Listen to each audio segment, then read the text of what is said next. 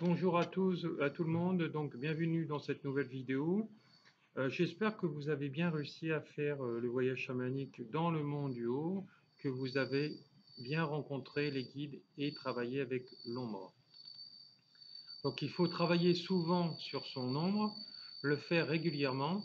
Il faut toujours travailler sur soi avant de travailler sur les autres. C'est important, vous devez connaître en fait vos faiblesses, votre côté ombre, pour d'abord travailler sur vous et travailler sur les mêmes problématiques chez les autres.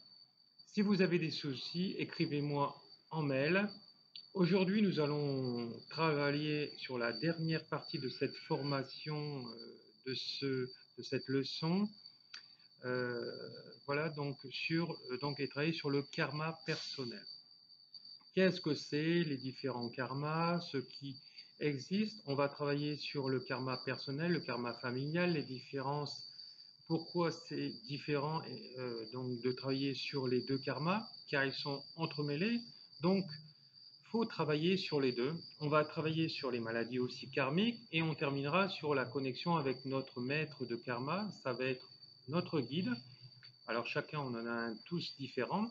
On va le consulter pour plusieurs raisons. Si vous avez des questions, des décisions importantes sur votre vie à prendre, c'est un allié qui est utile pour tout. Des personnes pour éviter les erreurs karmiques, c'est très important. Qu'est-ce que le karma? Donc nous allons voir, dans le chamanisme sibérien, il y a la notion de réincarnation. C'est-à-dire chaque personne meurt et par la suite renaît sur une forme humaine. Dans notre culture, on ne pense pas qu'ils vont être un animal, donc la culture sibérienne, végétale ou en pierre, c'est plutôt dans la culture chamanique amazonienne.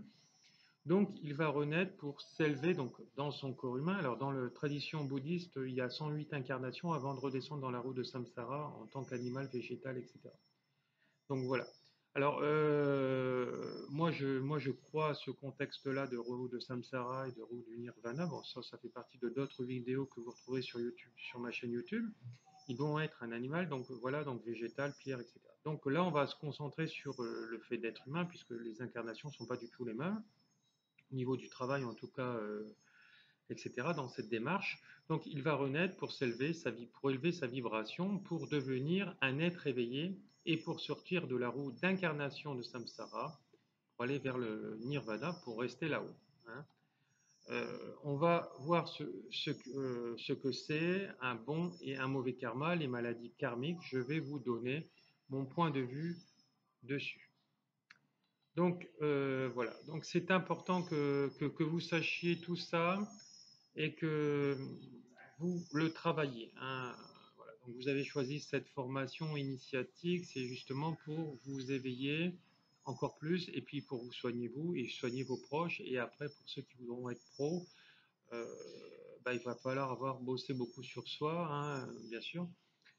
Voilà. N'oubliez pas que je suis toujours là pour vous. Voilà. Alors la définition du karma, le karma, c'est une suite de choses avec nos actions et nos non-actions en lien avec la loi de causalité. Si c'est bon, on recevra du bon. Dans le cas contraire aussi, vivre certaines expériences pour devenir un être éveillé. Il faut absolument comprendre et mettre en pratique dans sa vie de tous les jours les notions du bien. On revient sur Terre pour vivre certaines expériences. Les problèmes karmiques s'installent. Ce n'est pas parce que vous avez fait que de mauvaises choses au niveau de la société, les problèmes karmiques s'installent. Hein. Quand vous vous éloignez de votre chemin divin aussi, donc vous avez des problèmes karmiques. Quand vous vous alignez de votre mission de vie, ce n'est pas ce qui est prévu de faire sur cette terre, dans la vie, dans cette vie-là. C'est très important de le comprendre. Le karma prend en compte toutes les actions durant notre vie sur Terre, actuelle, antérieure et future. Le karma actuel est très lié sur nos actions futures. Voilà. En travaillant sur le karma actuel et des vies précédentes, on peut changer notre avenir. On le verra en profondeur, cela plus tard. Voilà. Le bagage karmique influe directement sur le karma actuel. Il aura des conséquences sur nos vies futures afin de vivre en adéquation avec l'univers dans le bonheur. Il est indispensable de connaître votre karma. Il n'y a pas de bon et de mauvais karma. Il doit être juste être en accord avec votre destinée. C'est vraiment une notion assez lourde car il est aussi décidé par Dieu et c'est très clair de ce que c'est le karma. J'espère que j'ai été assez clair. N'hésitez pas de m'écrire pour mes élèves. Je pourrais développer plus la notion de karma. Ce qui est important de comprendre, c'est votre chemin de vie ou votre éloignement, que vous suivez ou que vous suivez votre chemin de vie parfaitement. Dans ce cas, il sera ce qu'on appelle un bon karma. Hein. Donc tout ce qui vous réussit dans la vie, c'est que vous êtes sur le bon chemin karmique. Euh, voilà. Donc, par exemple, je prends un exemple dans la notion de couple. Parfois, il y a des gens qui sont pas faits pour être en couple, hein, parce que bon, ils sont éveillés, etc. D'autres, oui. Ça, c'est aussi lié à notre chemin karmique. Hein. Voilà. Par exemple, un moine ou un prêtre n'est pas fait pour être en couple. En tout cas, c'est ce qui a été décidé sur le plan terrestre et puis sur le plan céleste, donc par rapport aux décisions aussi humaines. Donc, il faut faire attention.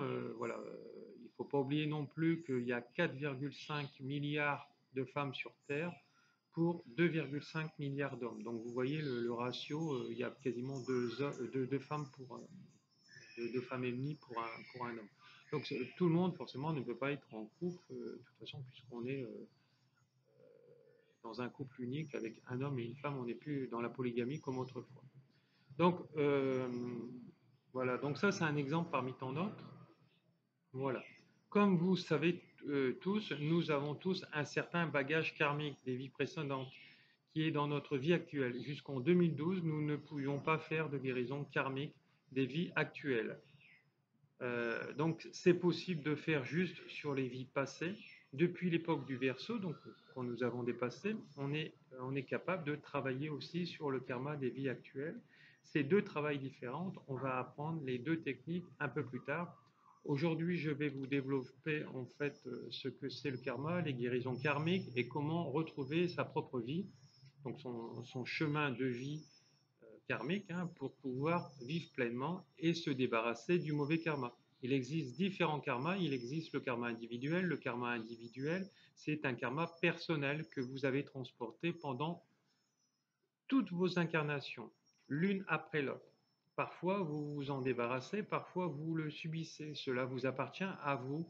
C'est à vous de vouloir le guérir. C'est votre mission de guérir votre karma des vies précédentes.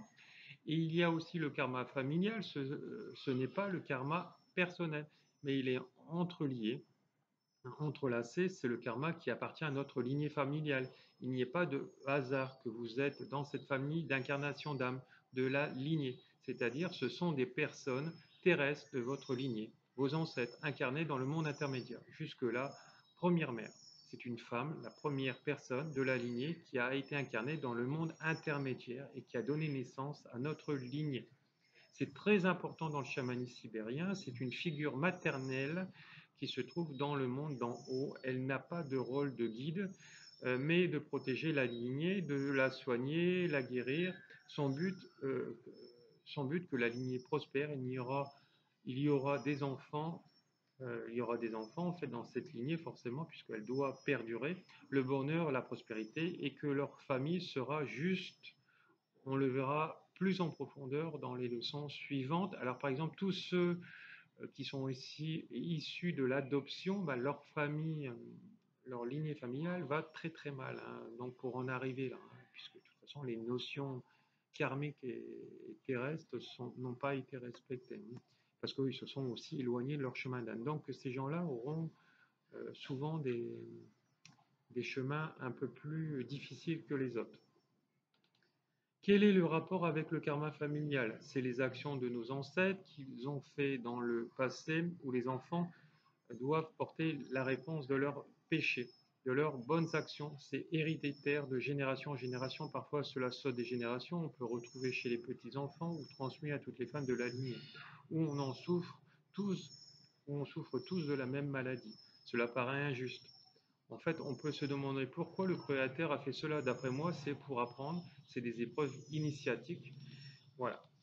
Alors, le karma familial, c'est possible à guérir, mais ce sera plus long à soigner que les karmas personnels, car le soin est plus pointu, tandis que le karma familial, c'est très complexe en soi. Alors, c'est pour ça que le chaman avec qui vous travaillez, notamment, parce que là, vous allez commencer à travailler tout seul avec cette formation, mais il faut aussi, en parallèle, bien sûr, faire des soins avec le chaman qui va vous soigner, hein, qui va vous enseigner aussi, hein. Car on doit prendre en compte toute la lignée et la génération qui ont subi le même karma. Quelle est la liaison entre les deux karmas?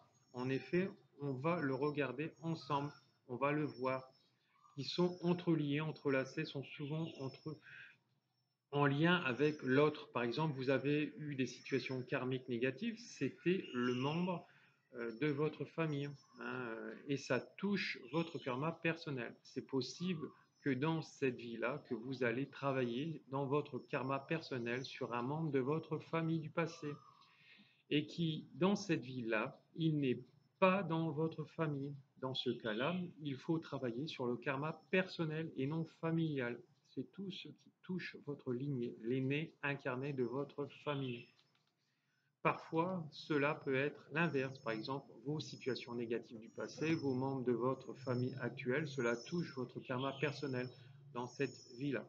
Vous allez travailler dans le karma personnel sur un membre du karma familial du passé et que dans cette vie-là, il n'est pas dans le membre de votre famille. Dans ce cas-là, sur le karma personnel. Donc parfois c'est l'inverse aussi. Vous pouvez avoir des personnes avec qui vous avez des situations karmiques dans les vies passées au niveau individuel, et là vous serez obligé de les traiter au niveau du karma familial. Par exemple, votre épouse, votre époux, ça peut arriver, voilà. Il y a aussi des cousins, des cousines, des frères et sœurs, hein, bien sûr, hein. Les deux karmas sont très liés pendant ce cours. On va travailler sur le karma individuel. Le reste sera dans les leçons suivantes. On ne peut pas en fait travailler directement sur le karma individuel. Il faut avoir avant les cérémonies, hein, donc le rituel chamanique, bien sûr. Il existe le karma des villes, des pays, de l'univers. Il faut que toute l'humanité en prenne conscience avant d'en arriver là, bien sûr, donc pour travailler sur le karma de l'humanité. Les villes, ça sera pareil, mais vous pouvez faire votre part au niveau de chez vous, là où vous habitez. Voilà. Et où vous voudrez travailler, vous serez en vacances, etc. Vous irez voir vos parents. S'ils sont dans une autre ville, vous pourrez travailler aussi sur le karma, hein. Voilà. C'est très intéressant, en fait, tout le chamanisme, hein, voilà, tout ce chamanisme, voilà. Alors dans le karma d'un endroit, un pays, tous les membres y vivent, en fait, en sont impactés par son karma, ils souffrent de cet endroit. On peut faire une cérémonie rituelle pour le dégager, pour le guérir, pour dissoudre l'égrégore, c'est possible de lâcher l'égrégore. C'est une cérémonie, c'est un égrégore qui monte pour but de se dissoudre. C'est très important de faire, car vous vous en souvenez dans le cours précédent, en fait, que cela est très, très nocif. On va le voir en fait tout à l'heure aussi sur notre karma qui est dévastateur. Il peut être très utile dans l'ordre d'importance dans le cas de ce karma de ville. C'est la même chose que le karma du pays. Cela, en fait, c'est les divers karmas. Voilà. Donc, voilà. Donc, on va continuer. Nous avons vu comment le karma négatif s'installe. On peut en prendre de mauvaises décisions. Donc on prend de mauvaises décisions au cours de notre vie. Alors, bon, ça arrive à tout le monde, hein, bien sûr, mais si on est venu sur cette terre avec une bonne intention de travailler sur notre karma pour accomplir notre destin, notre chemin divin, comment c'est possible? L'enfant qui naît, en fait, continue déjà son programme, plus ou moins. Il devrait suivre son chemin et les données qui étaient, en fait, données à la naissance, hein. Il connaît toutes les informations, il a toutes les capacités pour qu'il puisse accomplir son destin dans le monde intermédiaire, donc dans le monde dans lequel on vit. Il y a des phénomènes, on en a déjà parlé dans la première partie, l'ego, l'espace-temps et la dualité. Ces trois phénomènes agissent sur l'enfant et c'est eux qui portent cela, c'est eux qui les séparent de leur vrai chemin de vie. Peur de la mort, de l'ego, de la capacité d'analyse, la capacité d'analyse peuvent empêcher la personne d'accomplir son destin, ceux qui sont trop rationnels. Il se pose des milliers de questions et il trouve jamais la bonne solution. Et souvent la solution qu'il trouve, bah, elle les emmène dans le mur. Donc voilà. Donc ce n'est pas ça le plus négatif pour le karma personnel. Voilà. Voilà. Donc forcément, il y a un ordre de grandeur dans les choses négatives de la vie. Alors, les entités les plus nocives sont les égrégores pour l'exécution du karma personnel. Ils sont responsables du fait que presque toutes les personnes se détournent de leur vrai chemin de vie. Par exemple, quand vous avez des addictions, quelle que soit la nourriture, le sexe, la cigarette, l'alcool, les drogues, etc., toutes les addictions que vous connaissez, alors à chaque fois, vous serez bien sûr à côté de votre chemin de vie. Vous ne pouvez pas être aligné quand vous êtes addict à quelque chose. Donc voilà. L'enfant qui naît commence tout de suite, il se confronte aux égrégores. C'est une forme de pensée collective, ce sont des entités à part qui ont la capacité de réflexion limitée et qui sont agressives. C'est bien sûr des morts qui ne sont pas encore incarnés, voilà, qui ne sont pas montés encore. Ce qui les intéresse, leurs intérêts, c'est d'avoir plus d'énergie pour survivre. Hein. Donc en fait, ils vont manger vos énergies, hein, ils vont les sucer, ils vont les aspirer. Parce que vous mangez, vous dormez, etc. Donc vous avez énergétiquement, vous êtes requinqué. Tandis qu'eux, ils sont morts sans le savoir forcément, et donc ils ont besoin de se nourrir. Donc c'est un peu comme des vampires se nourrissent de sang, eux, se nourrissent des énergies, de vos énergies de vie. C'est-à-dire, ils vont vous manipuler dans toutes les sortes de choses, menacer, séduire. Donc voilà, séduire le sexe, menacer par la peur, ce que font nos gouvernements, quel que le soit jusqu'à maintenant, faire tout de son possible pour avoir plus de personnes qui leur appartiennent, qui leur apportent de l'énergie. Alors, un groupe de personnes ont une idée qui partagent. On peut voir sur les réseaux sociaux, on l'a vu avec les Gilets jaunes que ce n'était pas la bonne chose à faire, etc., de ce qu'ils ont fait, même si on croirait être en mai 68, et en mai 68 ça avait marché, mais sauf que là on n'est plus en mai 68 et que les pouvoirs en place surveillent tous nos comportements par rapport aux vidéos qu'il y a dans toutes les villes et peuvent contrer maintenant toute manifestation comme dans un match de foot ou de rugby. C'est ce que font déjà les professionnels dans le sport.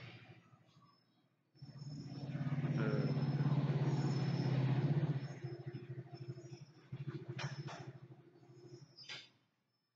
J'ai fait une petite pause parce qu'il y avait une moto qui s'approchait de moi. Donc, un groupe de personnes ont une idée qu'ils partagent au départ. Elle devrait être bonne. Personne ne croira à une mauvaise idée. Les personnes croiront que c'est une idée bénéfique pour l'humanité. Si cela reste à une personne, ça reste bénéfique. Mais dès que ça devient collectif, l'idée en soi devient plus importante. Et après, ça peut partir dans tous les sens. Des personnes qui réfléchissent et donnent de l'énergie à cet égrégore. Alors c'est ce que disait déjà l'abbé Pierre et Mère Teresa, appelez-nous pour manifester pour la paix et non contre la guerre. Donc vous voyez, ils avaient déjà compris, ils n'entretenaient pas un mauvais égrégore, ils entretenaient une solution pacifique. En fait, c'est ce que le monde actuellement ne sait pas faire. C'est la seule chose qui les intéresse, donc tous ces égrégores négatifs, c'est de se nourrir d'eux. Il peut se transformer pour devenir plus attirant pour des personnes. Donc, vous voyez, donc, le côté séductrice, aussi bien un homme, une femme, etc. C'est un côté machiavélique de la séduction. Ils doivent s'en servir à leur escient. Voilà. Alors, les égrégores qui fonctionnent le mieux, c'est les choses primaires. C'est basé sur la sexualité, la peur de mourir. Ces deux choses, les énergies sont à peu près les mêmes. C'est lié à la mort. Les personnes sont manipulées et les manipulent sur l'idée pour attraper les personnes et les entités manipulent toujours les choses primaires. La peur de mourir, pour la séduction, la sexualité, c'est la survie. Ils pensent qu'à se nourrir. Ce sont en fait deux nécessités primaires de l'être vivant qui se trouvent dans le monde intermédiaire car elles sont mortelles. C'est absolument inconscient. C'est une utilité en fait absolue pour chaque personne pour pouvoir survivre. C'est très important pour comprendre que, en fait, c'est les égrégores. Ils jouent toujours sur la peur et la séduction. Si vous lisez un journal ou une publicité, vous risquez d'avoir un ou deux. C'est utilisé en publicité, en politique, pour manipuler le public. Vous allez me demander, existe-t-il un égrégore positif? Non, car nous devons le travailler pour le pacifier. Dès qu'il s'installe, les personnes deviennent agressives.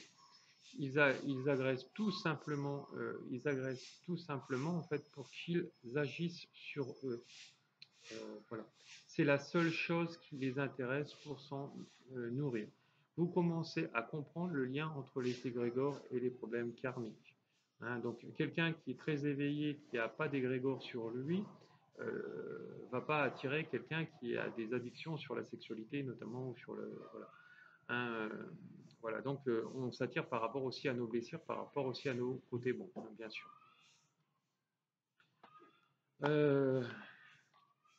Voilà. Donc vous commencez en fait à comprendre en fait le lien entre les égrégores et les problèmes karmiques que vous avez. Hein. Par exemple, vous avez des problèmes avec les hommes, notamment, ou avec le travail. Hein. Le premier égrégore est celui de la famille. L'enfant est confronté à l'égrégore de sa famille, à l'éducation scolaire, de son travail. Les parents peuvent être adeptes à un égrégore. Ils vont le transmettre à l'enfant. Il en est déjà confronté à un égrégore. Après, il y a en fait les différents, l'enfant s'éloigne de son chemin. Il y a des différences, en fait, l'enfant s'éloigne de son chemin divin à cause de cela, où les parents disent tu devrais faire ça comme profession, tu dois faire cela, mais l'enfant sait ce qu'il a et ce qu'il doit faire.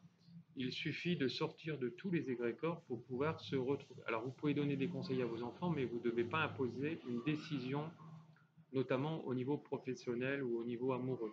Hein. Vous pouvez donner des conseils, mais jamais influer contre. Hein. Voilà. Il faut leur laisser faire leur propre expérience. Là, vous posez la question, comment je fais pour retrouver mon vrai chemin de vie?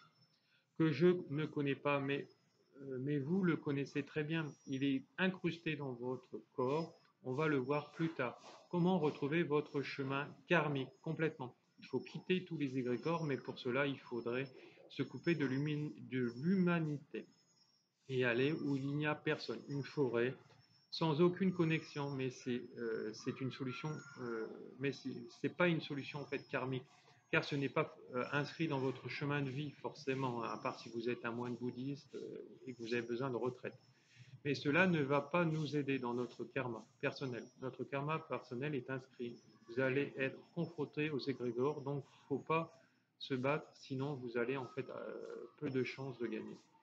Il faut juste se rendre compte que cela existe et apprendre à esquiver les égrégores et les manipuler sur tout ce qui est important. Donc il va falloir contrer en fait toutes leurs attaques en diagnostiquant en conscience que en fait quelque chose, un esprit, disons pas un esprit mais une entité vous manipule. C'est-à-dire on devra trouver les égrégores en adéquation avec notre chemin de vie karmique, c'est important. Tant que vous êtes dans le monde intermédiaire, vous êtes confronté aux égrégores. Alors ça jusqu'à votre mort. Par exemple, dans votre chemin karmique, vous devrez être guérisseur. Vous serez obligé d'avoir une connexion avec les égrégores tant que vous êtes en vie, car cela appartient à votre karma personnel. Donc vous allez du coup travailler sur votre chemin de vie, sur les égrégores. Voilà, donc ça c'est votre côté ombre qu'il faudra transformer en lumière. Donc ça on l'a déjà vu dans la leçon précédente en demandant à notre ombre.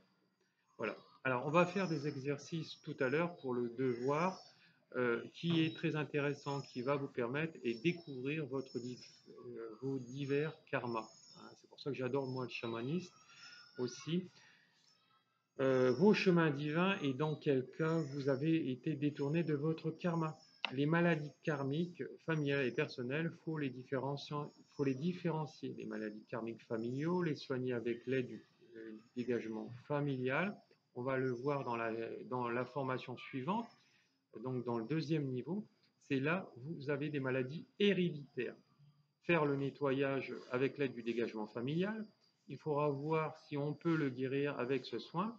Les maladies karmiques personnelles sont un peu plus compliquées.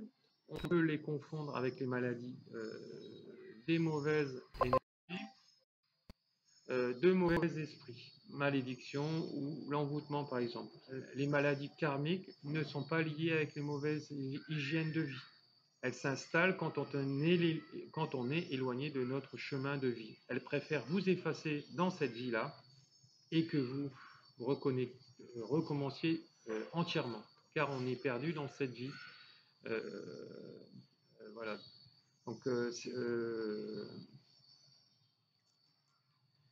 voilà, donc qu'est-ce que je voulais dire déjà? Oui, entièrement. Voilà, parce qu'on est parti dans cette vie-là. C'est souvent en fait des maladies graves, difficilement soignables.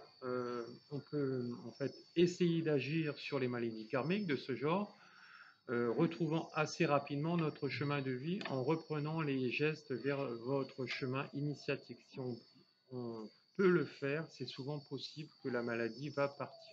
Donc ça, moi j'ai connu ça dans des soins où c'est parti chez différentes personnes.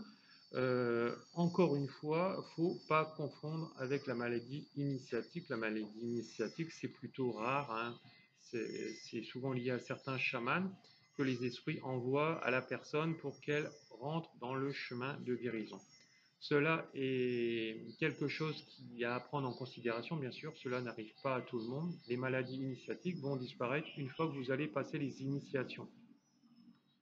Dans le monde occidental, c'est rare que cette maladie physique ou psychique, dépression, peuvent disparaître.